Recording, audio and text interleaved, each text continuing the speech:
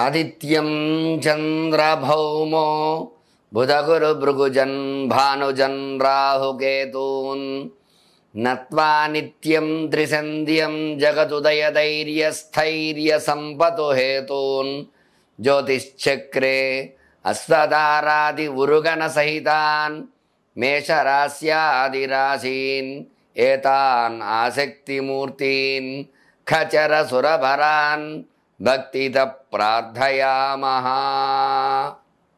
నమస్కారం.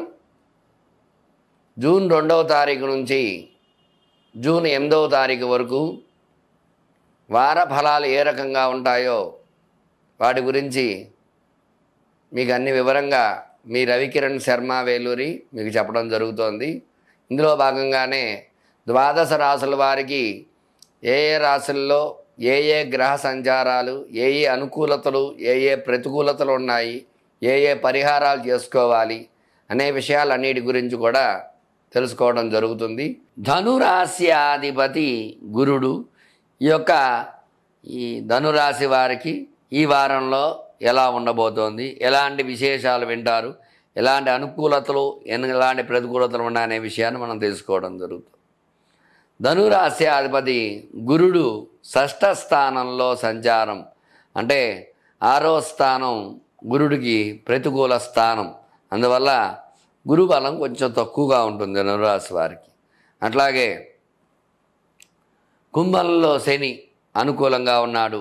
అర్ధాష్టమ రాహువు ప్రతికూలంగా ఉన్నాడు. రాహువు వల్ల ఏమిటంటే నరాలకు సంబంధించిన ఇబ్బందులు రావటము, అట్లాగే సమస్యలు తెచ్చిపెట్టము, అనుకున్న పనులు జరగకపోవటము, సమయానికి ధనం అందకపోవటం, ఇట్లాంటి సమస్యలు అనేవి వస్తూ ఉంటాయి అర్ధాష్టమ రాహువు వల్ల. అందువల్ల ఈ యొక్క రాహువుకి పరిహారం వీళ్ళు తప్పకుండా చేసుకోవాలి.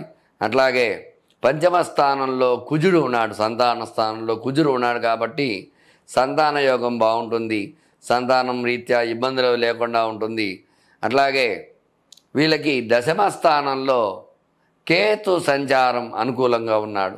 దశమంలో కేతు అనుకూలంగా ఉండడం వల్ల భాగ్యస్థానంలో వీళ్ళు కొంచెం ఆలోచించి నిర్ణయం తీసుకుంటారు, సృజనాత్మకమైన నిర్ణయాలు, అందువల్ల ఇబ్బందులు లేకుండా ఉంటుంది. ఎటు వచ్చి 6వ స్థానంలో బుధ గురు శుక్ర రవి సంచారము.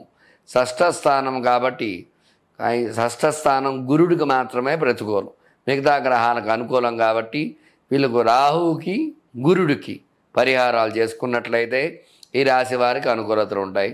అట్లాగే వ్యాపారపరంగా బాగుంటుంది, విద్యాపరంగా చక్కటి నిర్ణయం తీసుకుంటారు, ఉద్యోగంలో ప్రమోషన్స్ రావడం ఇట్లాంటివి జరుగుతాయి. ఇట్లా గురు బలం తక్కువగా ఉండడం వల్ల కొంచెం జాగ్రత్త వహించాలి. అర్ధాష్టమ రాహు వల్ల చికాకులు వస్తాయి, అంటే పని ఒత్తిడి, అట్లాగే ధనం అందకపోవటం, ధన సమస్యలు, రుణ బాధలు పెరగడం ఇట్లాంటివన్నీ ఉంటూ ఉంటాయి. కొన్ని జాగ్రత్తలు వహించాలి. ఓం రాహవే నమః అనుకుంటూ రాహుకి 18 ప్రదక్షిణాలు చేయాలి ప్రతినిత్యము. అట్లాగే 108 సార్లు ఓం రాహవే నమః అనే జపాన్ని నిత్యము పారాయణ చేయడం ద్వారా రాహు అనుకూలత.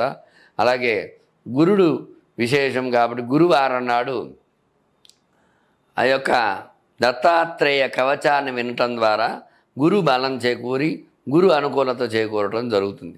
తద్వారా వీళ్ళు మంచి నిర్ణయం తీసుకోవటము, మంచి ఆలోచనతో ముందుకు వెళ్ళడం జరుగుతుంది. లోకా సమస్తా సుఖినో భవంతు.